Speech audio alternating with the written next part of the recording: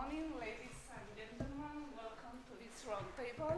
Ensure a seat for every learner in an AI era. Listen, one moment. It will offer an inclusive look at how artificial intelligence in education can leave no student behind. And we will discuss strategies to ensure equitable access to AI-enhanced learning, focusing on accessibility, inclusion, and diversity. So artificial intelligence, or AI, is transforming different aspects of our lives, from health to entertainment, from work to leisure. But the thing is that education is probably one of the most promising areas. Education, we know, is a human right, but there are millions of youth, of children, of adults that are denied access to quality education, or they are facing barriers and challenges to reach their full potential. So these barriers and challenges are related to poverty, to inclusion, to geography, to culture, gender, etc. Some other challenges and barriers are related to the lack of resources, for example, infrastructure, teachers, curricula, pedagogies. And the thing is that the rapid changes of the 21st century is widening, is increasing the digital and the skills gap. No? So how can we face these challenges and these barriers and guarantee that each learner has a voice in the learning process, and how we can take advantage of artificial intelligence to democratize education, to enhance the personalization of this education, and finally to face and solve all these challenges that we mentioned. So we only have 40 minutes and a lot of topics, so I'm going to try to put the focus with two general questions that I introduce later.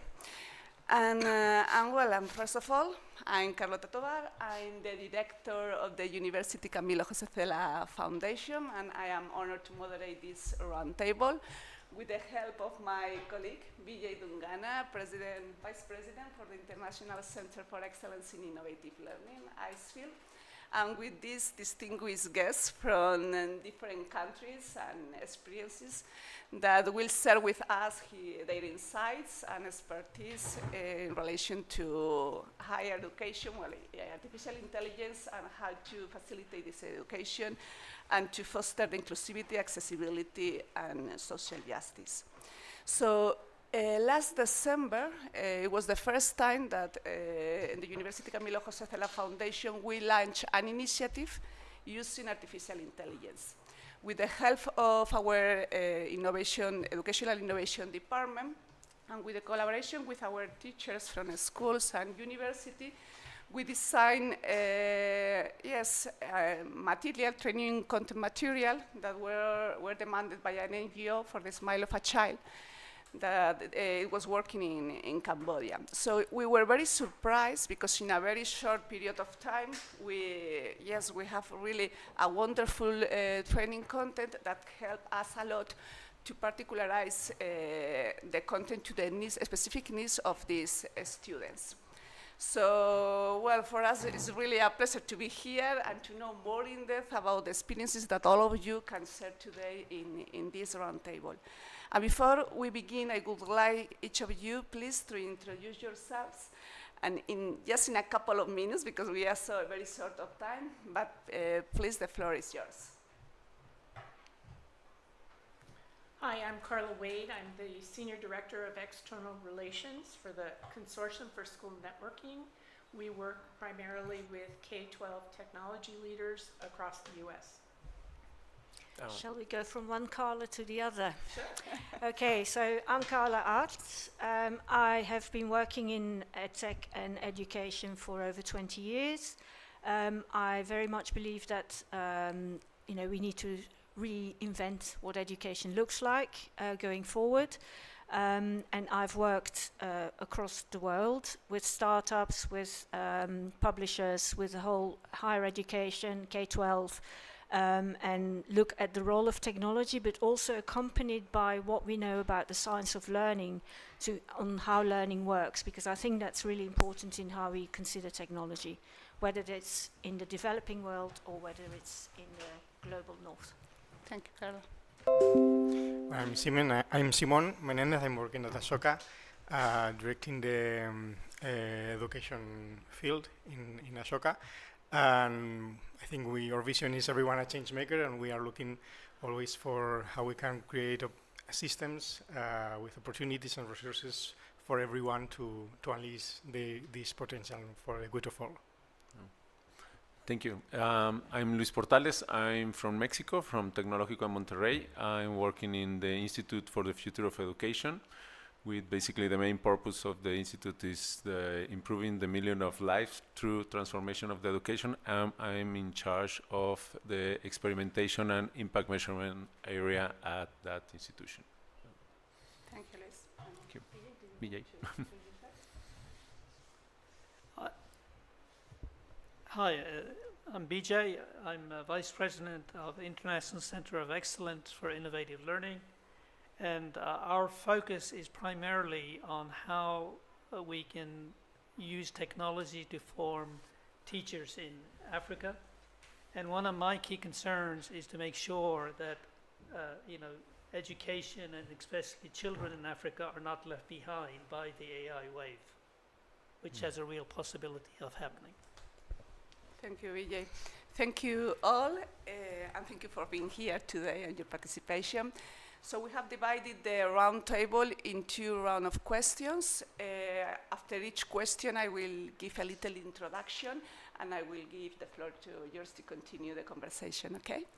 So the first round question, how can artificial intelligence help us create more inclusive and equitable education for all? We would like you to set a specific solution and a strategy you are dealing with to ensure that every person, regardless of their background, circumstances, or abilities, has access to quality education that meets their needs and aspirations. And here we are talking about how artificial intelligence can help us to expand the access and affordability of education, especially for those who are out of school or at risk of dropping out. We are talking about how artificial intelligence can improve the relevance and quality of education, especially for those who have diverse needs, preferences, and learning styles, and how to enhance the participation and empowerment of learners. So, the floor is yours, please. Carlos, for example. Okay, I will go. Thank you. Okay, so when the sort of generative AI thing started, I thought this is terrible because it's just going to widen the gap. But then I kind of soon realized that actually this is amazing because it can narrow the gap, but only if we use it well. And there are a number of things, because the friction that's there with with generative AI is much less in terms of technology and infrastructure potentially than a lot of other technological platforms used in education. So for the developing world and for access to education, up to a certain level, I'm not saying it's going to solve everything, it could be a tremendous and a very potent instrument to give, especially African continent. It's the continent with the most youth in the world, and it's yet the continent that is most deprived of quality education. So we need to kind of ramp it up there. The biggest problem, though, where I'm less optimistic, is obviously currently all the sort of large language models that have sufficient scale and sufficient data sets to support this all come from the weird Anglo-American world. And that is a problem because we also know that quality education relies on local language, especially with the younger learners, and a lot of dropping off happens after because there is no local language. So that's where I'm slightly less optimistic about this, and I think the LLM players and the big tech guys should do something about it. It's their moral responsibility to not just rake in the money and not just be powerful in the world, but actually galvanize the potential of these tools for the benefit of those kind of learners that haven't got sufficient access to learning. So that's kind of where I'm coming Thank you, from. Carla. Yeah. I'll jump in there, and on that, I agree with you completely. Data in, the information that goes into the systems, is only gives you what comes out. And it's not only with the language pieces, but the bias. Yeah. I think we have to be very careful in our students using AI or large learning models that are set up to drive them down one path when that may not be the best path for that student. I think the other thing is that for all of our students, we need to have them in understanding how to use AI safely, because it's not only in schools that they'll be using it. They'll be using it outside as well. And if our schools just block it, they're still going to be using it at home. So we teach second graders how to cross the street safely. We need to be doing the same thing with AI. And it's not just the AI, but the teachers. We have to do pre-service teaching and in-service teaching so that our educators know how to create the opportunities for students to use the AI in a way that's meaningful, but also allows for deeper learning and that safe learning. And then in the structure, the environment of the school, we need to be thinking about protecting student data, and cybersecurity is a part of all of this as well. Yes, for us is I think there is four main elements related with all of this. The first one is that you already mentioned the access and the quality of the access to education. Probably the AI could provide that type of access in terms of be more near for all the different needs, so be able to satisfy the different needs. But in the other hand, it's pretty much that we are seeing in Latin America. It's pretty much that the gap is bigger because they don't have access to that technology. Even though it's not too expensive, it's already there, but they are not prepared to be to assure that every learner have access to that of technology. The second one for us is, and I think you already mentioned, the content of the education, or the things that the AI produce or use have to be relevant for them, right? Otherwise, it's going to be pretty much like the traditional system, educational system, that where the kids or the learner goes, sits, and probably doesn't make any sense that they're hearing and they're receiving, because it doesn't make any match what we are living right now.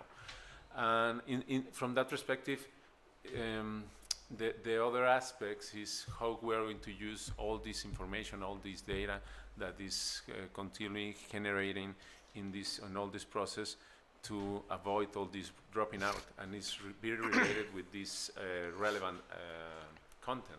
Because if I'm perceiving that this doesn't make sense for me, doesn't make sense for what I'm living right now, so it's more easy for me to quit. So we have to be very aware, and we already have the opportunity to have all these metrics in order to stop that dropping out and create in very fast way all these interventions model, or do something about it from that perspective.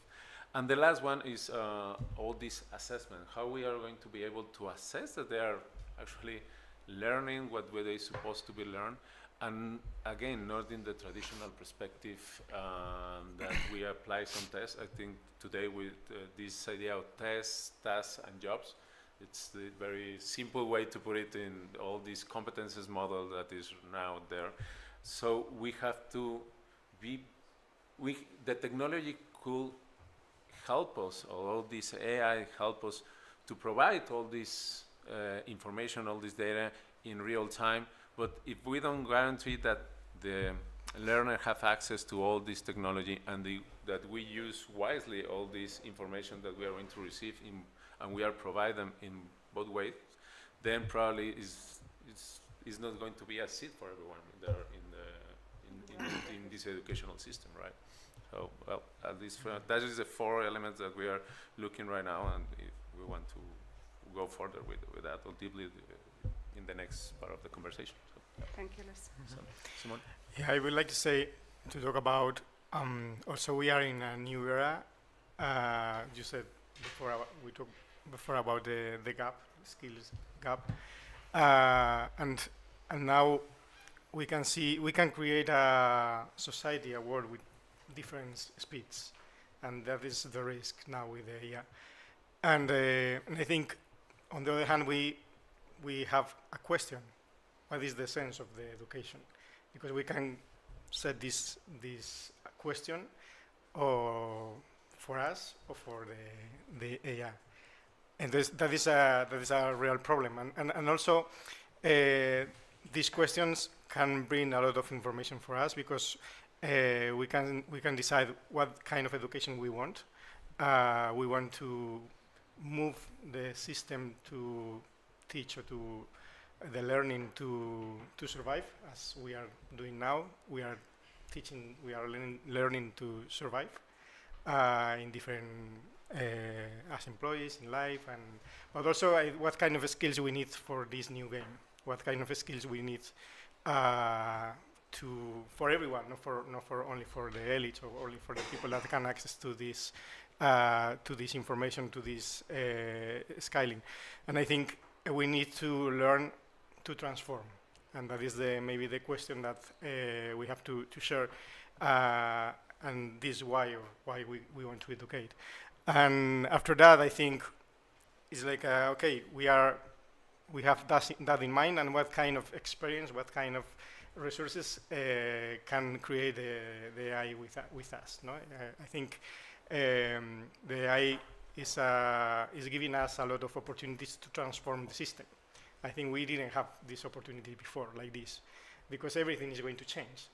And this is an opportunity with a lot of risk, but it's a great opportunity, and we can go to another place. It's going to happen.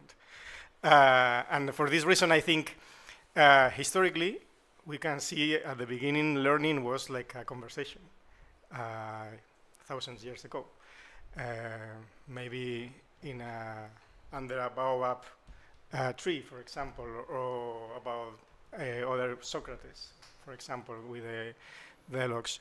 And then writing came, and it started we had a different way of learning with writing, and then with the press, with the books, and it was disrupted more to a kind of lessons, no, a kind of standardized education, standardized teaching. But now I think AI can help us in a completely different and personalized way. That means maybe we can have an assistant for everyone.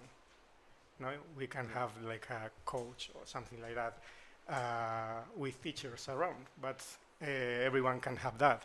And also you can learn in everywhere. You can have, you know, the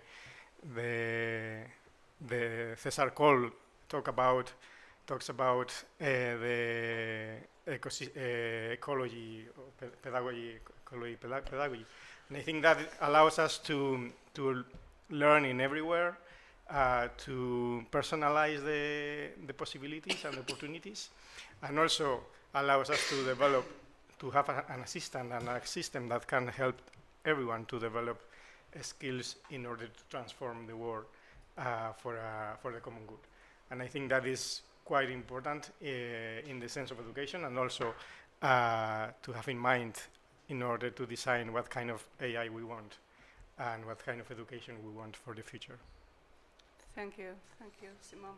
So, well, we have seen that, yes, it has a lot of potential and power, artificial intelligence, but we have talked about biases, we have talked about the need of personalization, what's the meaning of education, but I think how we have to co-create this term, how we can create this collaboration between the different stakeholders that are part of these ecosystems is complicated because we have to talk about politicians, we have to talk about in the schools, the directors, the teachers, the students, the families. So in your experience with artificial intelligence in your work, have you ever tried this kind of collaborations in a different way? So you have said, hey, this is something that I believe that it can foster a new way to consider inclusion, that to create a new term for education in this particular context, so that this inclusivity, integration can facilitate the learning for everybody. I think this is a huge question. It's a massive question. But one of the things that education's never been very good at, and for very good reasons, I'm not saying, it's all been bad, there are very good reasons for it, is actually the lack of experimentation, because the minute you use the word experimentation, it's about risk, right? And so we want to mitigate the risk, 100%. What, on the other end of the spectrum, you immediately start thinking systemically. We can't immediately think systemically for, Africa, we need to kind of have some space where we can actually test this out and experiment. And that is also what innovation is about. So you don't immediately do it at massive scale because you want to evaluate that it's working. It would be entirely foolish of us to say, okay, we've got an LLM, let's just roll it out across the world. Culture relevance, language, teacher education, how do we kind of make sure that kids can engage with this? That's huge. But actually giving teachers and learners the space to kind of, and policymakers with them in a social context, because we constantly talk about personalized learning as if that's the holy grail. Let's please socialize this as well and experiment in a social content at small scale in lots of different places and find out what's happening. And it's grassroots, and I know systemic and systems don't like the grassroots, because especially policymakers, because they can't control it. But I think in this context, and in the Ashoka context of change making, I don't think we've got a choice. So I would advocate, and there's people here who work in organizations that potentially, and you certainly have the space, and you too, to kind of do this kind of experimentation. And we need to kind of not walk into this blindly and just say, oh, it's biased, it's too risky, it's this or that. Give ourselves a bit of space to experiment and evaluate, and then say, because it's not going to go away, it's only going to get bigger. So we need to do something, but let's start small and then grow. If I'm going to just adding to that, I think there is two main elements, at least from our perspective, and you introduced this idea of the system that is very important and very relevant if we want to change all this perspective. And I think Ashoka, the founder of Ashoka, has very clear about what is the definition of social entrepreneur, right? In terms of it doesn't stop until he is going to change all the fishing system. There is we need to change the shift of paradigm in terms of the relevance of the state, because traditionally education was for the state, and the state defined everything related with education. Now the education is broader. It's a broader aspect, and the states doesn't have all that chance to control everything. In one perspective. The second one is the capacity that social entrepreneurs, startups, local stakeholders have the ability to go to the grassroots and actually understand all the context and understand what is the main issues they are facing right now. I think that's basic elements probably is there since 20 years ago or more probably, because we understand the relevance of the local actors and the change of the cultures and the education and the reduction of the states, blah, blah. But now with all this technology, we're going to be able to create some experimentations. Really fast, really good, and test it and see, is this working for this community? We are going to be able to test it in the other community in order to see if that works also, or what is works and what is not working. And that is kind of the 20 years ago, it was very cost to do that. It's very difficult to do that because you need to prepare the trainers, you need to prepare the technology, you need to change everything. But right now the technology allows us to change really fast and to test really fast in order to solve that issue. And I think that from that perspective, AI probably is giving us the possible answers to a lot of the main issues we faced before, related with the terms of inclusion, personalization, related with the learning, and also with the outcomes we are receiving from that system.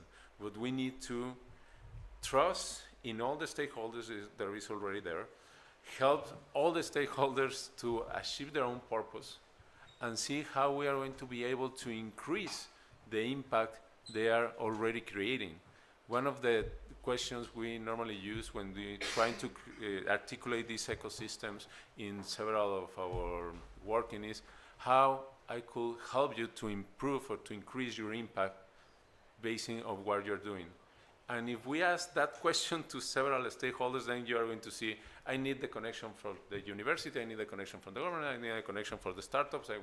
So basically all the resources probably is already there.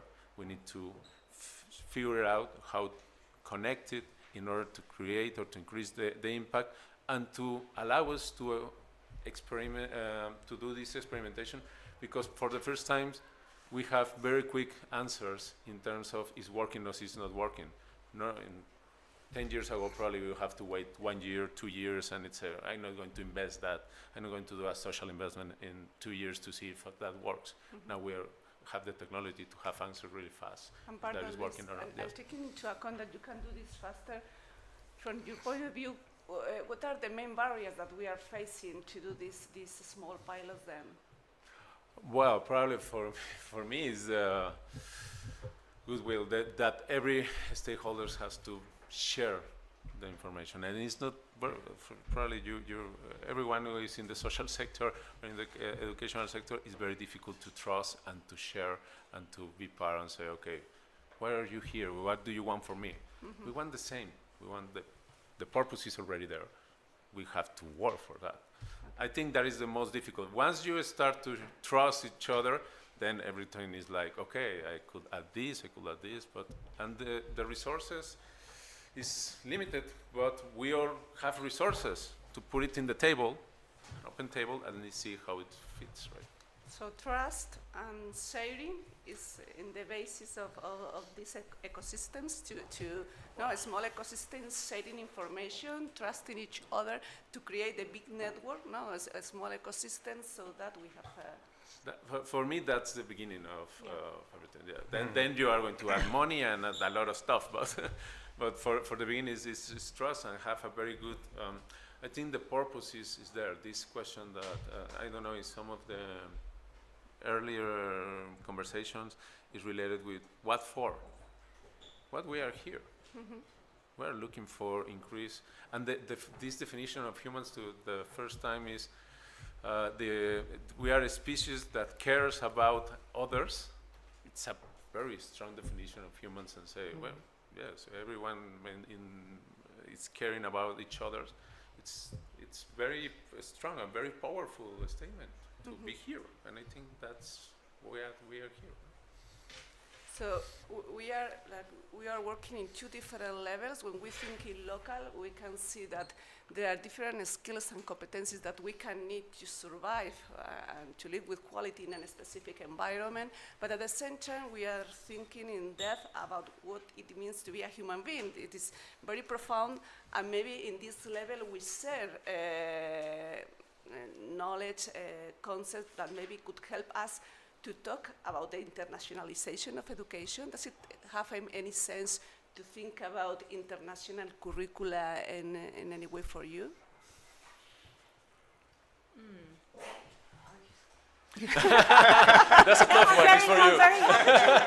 I'm very happy to answer, but Go I could just say in the US, we don't have a national curriculum, and getting all 50 states to agree on what it would be a huge challenge. To expand that internationally would be, I think it all goes back to trust. Yeah. That we have to build that trust, that transparency, in order to make progress. And it's something that you are looking for, a national curricula. Yes, it's something that you are looking for. They tried it, it's not working. I mean, it's I think one of, context, Yeah. right? So one of the biggest challenges we have found is that on the heels of all of the problems that schools have had with social media, it goes back to trust, and then looking at a lot of the policymakers want to shut down AI because it's going to be bad. We just know it. So one of the things COSIN has been working on, last fall we put out a technology readiness checklist for schools to start asking questions about their governance, their data privacy, their communications. How are you going to enter this world of AI and bring it into the schools, not just for the teachers, but for the students to use? And we've created now, along with the Council of Great City Schools, a readiness maturity model that is free, and it's on our website at cosin.org/AI. It's again, questions that you ask a district or a school environment could ask themselves. Are you just starting in this area? Well, here's how you move up to be, more efficient and expertise in this area. Thank you, Carol. Some more comment? Yeah, I think we see like 2-3 important things on that. That is sometimes the long-term view in order to create programs or actions with AI is very, very important, and also to have in mind, especially the meaning, but also the AI and programs can unleash the agency of teachers and students. And I think that is maybe one of the most important things in order to develop skills, this agency. And also, I think very related with you are saying is like we have to complement the AI with human judgment and with networks of trust, because if not, we don't know exactly where we are going.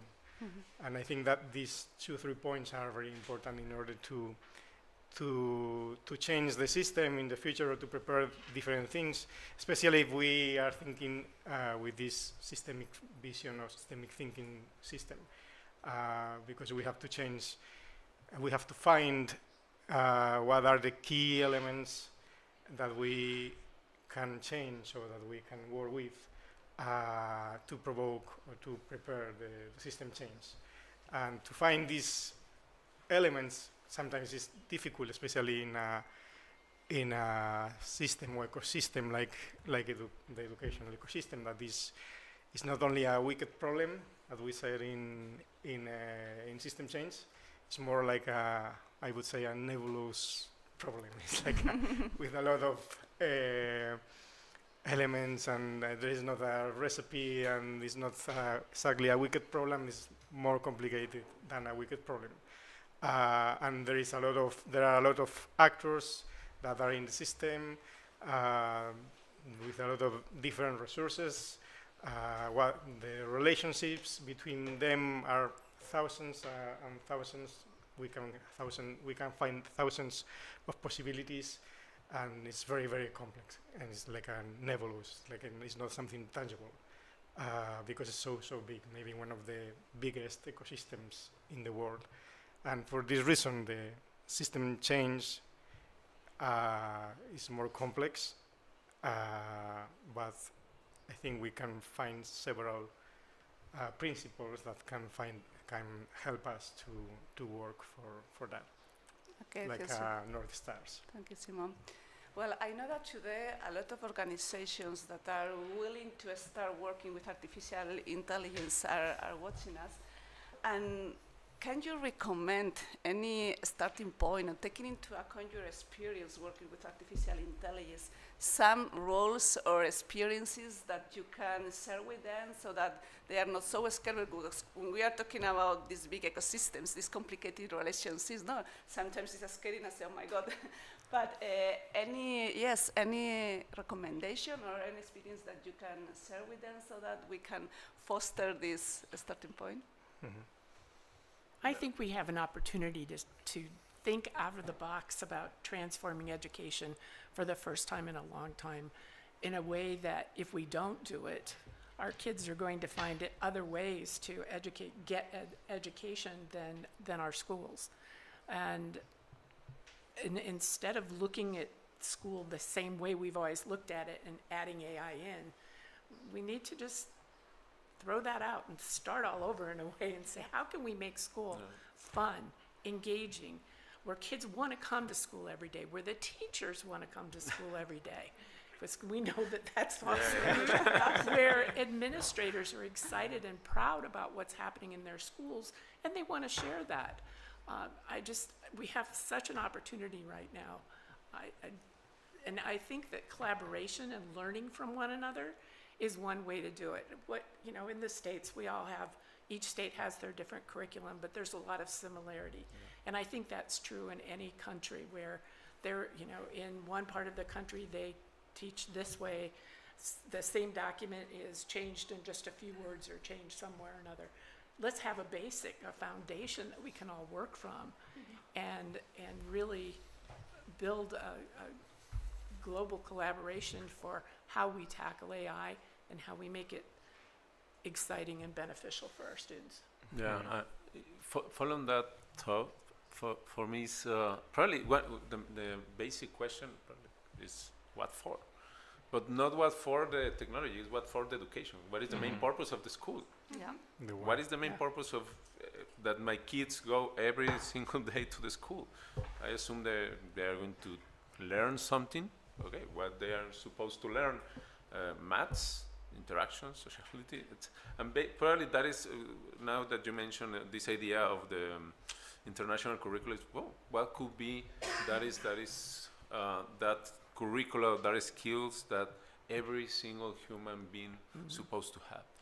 And I think Ashoka has a big picture about us is change makers, at least empathy, and there is a lot of skills that probably most of the people have it. Probably we don't have wars and we are all in peace or something like that. But for me, the first one is, okay, let's think about what is the main purpose of the schools, what is the main purpose of the education, or what is the main purpose, what are you trying to teach in something or learning something in very particular context. And with that question in mind, or with that possible answer, what is the main need you are going to try to attend from that particular community, from that particular context, and then probably you could be very trust right now that there is technology that is going to help you to achieve that goal. And probably 10 years ago, without artificial intelligence, without MLAs, etc., probably we don't have the technology, we don't have the algorithms, we don't have all that stuff in order to achieve that. Now we have it. But let's go back to the fundamental question, why do you want to use that? Or what is the main purpose you are looking for? And this is very similar that is already happening with digital transformation.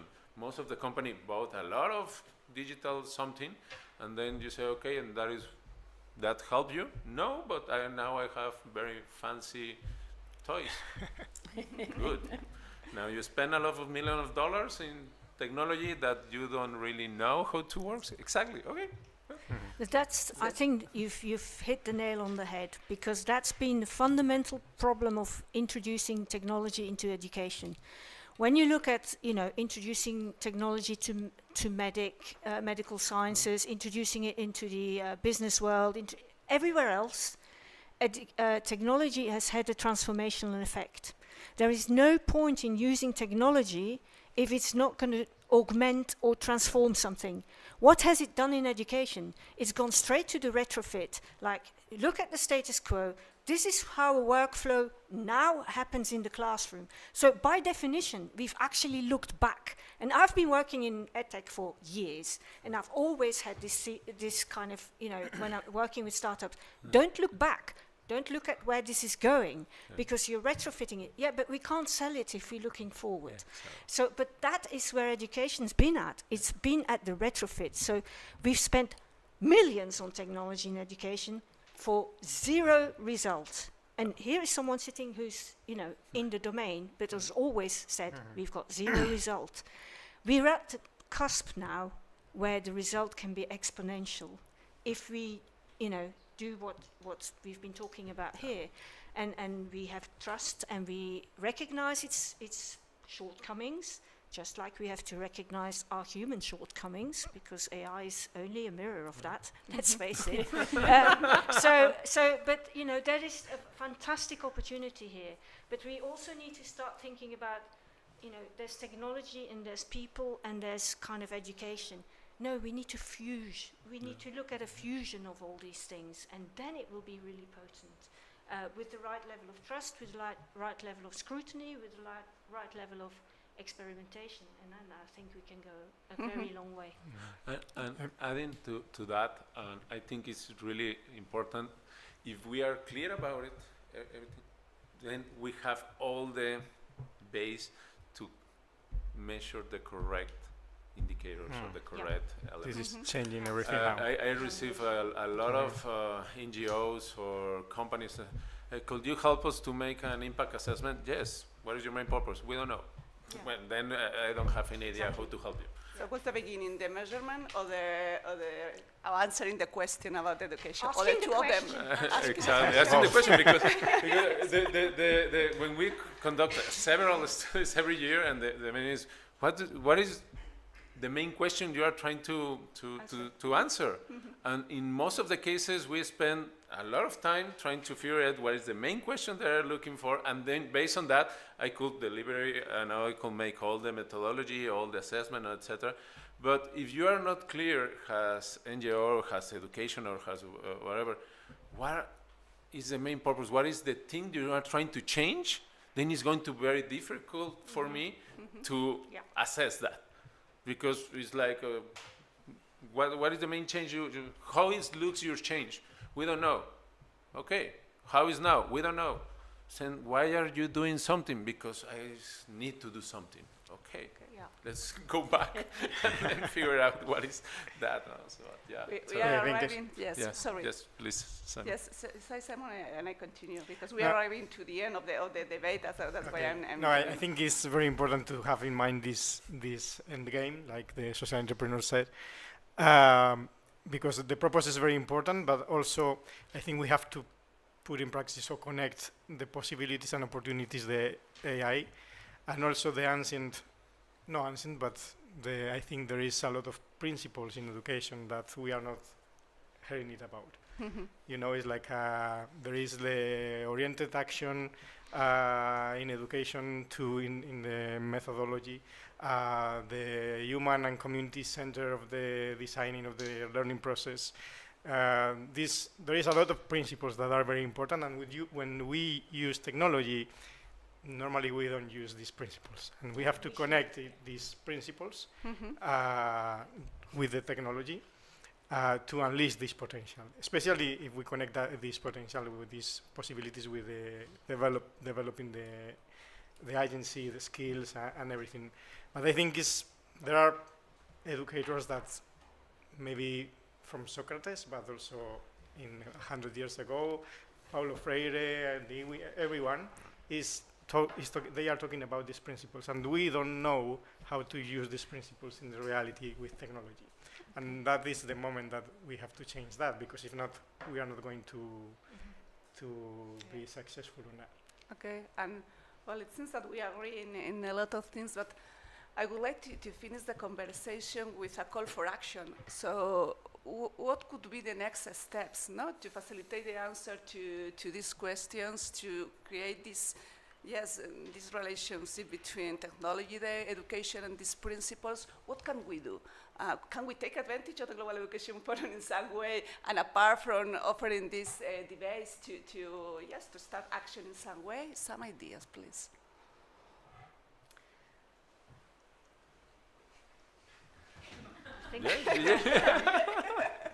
No, I think and I'm speaking especially in terms of AI and its use. We may, AI is very closely associated in how we work with digital tools. And I think one of the challenges we have is that if I use the analogy of a car, AI is like a new car. And I think one of the things we don't do is we give someone a new car without making sure they know how to drive the car. So I think, one of the things I'm seeing is that quite often we say, oh, here's your AI, go ahead and use it. But I would recommend that we first identify and evaluate the teacher's competency with digital tools and do a digital skills review so that we can make sure that they have the basic minimum qualifications to effectively use digital tools and AI. Yeah, in terms of probably in terms of a call for action, there is the first one for us is to understand the relevance of each stakeholders in all these call to action or in all these thing that we are trying to change or to transform, or the system that we are trying, and systems, I put it like an S, because it's several different type of systems, an educational system that we are trying to change. And one of them is the teachers, the professors, is very difficult from, I don't know, from universities, at least, it's very difficult to put it there and to ask, what do you need? Is this helping? Is it not helping? What do you prefer? Is it working? Is it not working? Probably in a very bad analogy, we are looking them just like our this lowest part of the workers, right? So we think they are not thinking, they are not have the ability to use this car because, no, use the car, but I don't want this car. Use the car because it's the car we own and it's very expensive, so you have to use it wisely. But you never ask if I need a car or not, right? So from that perspective, I think the relation between professors and students has to be in the very core of all this process, because the professor or the teacher is very relevant in all this process, and also the student is very relevant in all this process. And who knows what is happening in the classroom?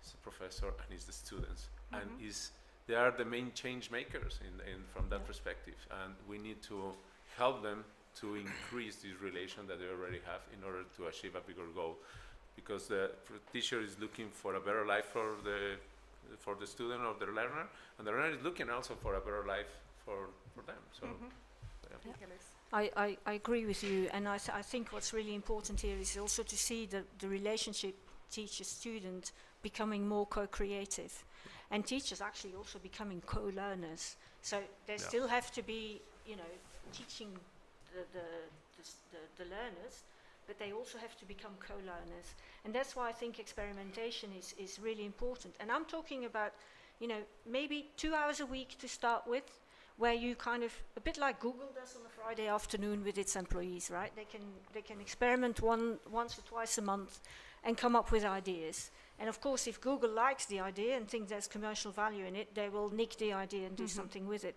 But actually that kind of sense of doing something together, where the teacher also is co-learning with the students and learning from the students and vice versa.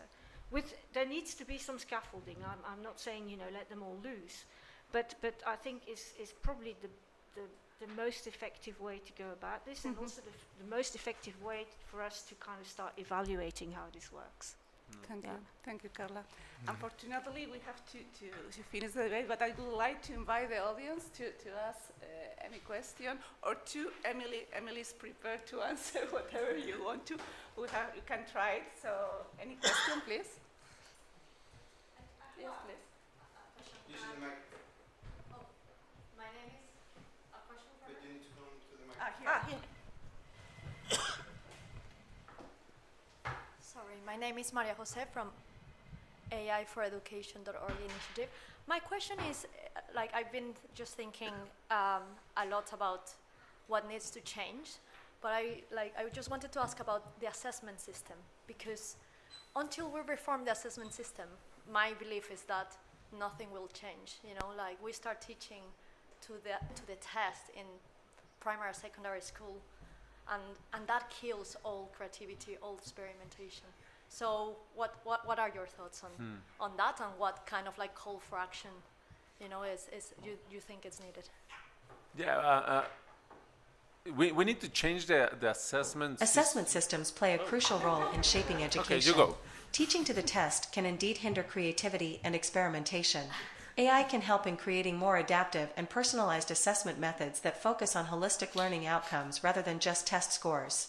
It can provide real-time feedback to both students and educators, promoting a deeper understanding of individual progress and learning needs. This shift towards more dynamic assessment practices can foster a more engaging and effective learning environment. Any question? No, I think she answered well, but more the assessment at the system level, because that's what, you know, like the systemic, the level to enter to university, you know? Yeah, I think probably in the bottom line is the insensitive related with the assessment, because it's what do you get with a good test, an A or a 10 or I don't know, it depends. But, and if that reflects something, but we don't know. So probably I think we need to rethinking all the assessment in terms of what we are looking for evidence. When we start some impact assessment, the first one, I don't like to use indicators from the very beginning. I'm more like, what is the evidence you need to get in order to be sure that you are achieving your goal? And probably that is something that we need to try to use that here in terms of what is the evidence we need to provide from the learner, from the professor, from the system, to evidence that we are transforming education from the perspective we are looking for and to be more inclusive from that perspective. And then probably we're going to change that. I think we should look at assessment as actually a learning tool rather than an assessment tool. Oh. And if we look at that as a learning tool, there's much more value into this. Now we look at it as, there's a test, one point in time, you get assessed on it. If you do badly, tough, you know, but it defines your future. That's not a way to deal with learning at all. Whereas if you use assessment as a learning tool, then the value of assessment becomes much higher. And you kind of evaluate a learner on the trajectory they go through. And also will help the learner to understand that he's in a process of learning, right? Exactly. And we are all in that process, and you can fail. It's pretty much what life, right? You can fail, but you are going to learn from that fail. I'm agree with that. It's like it's not the end of the way. It's just an evidence that you are walking through. Thank you very much. I believe that we are out of time, unfortunately. But I would like to co-create a summary of this roundtable. Could you give us just a title as something to highlight from this conversation to finish? Starting small. Professional development is key at all levels. What is the new role of the educators? How we are going to increase the impact of education, integrating all the stakeholders, including AI as one of the probably stakeholders. I think we also have to, not make an assumption that what we are trying to do here will work in all parts of the world. I think, it's a learning process, and we are asking some parts of the world to run before they can even walk. So let's focus on the fundamentals. Okay. I would like to think about any relationship between the student and the teachers, professors, and to create a new way to interact. So thank you very much for your time, your Thank you. participation, Thank you. your insights. Thank you everyone.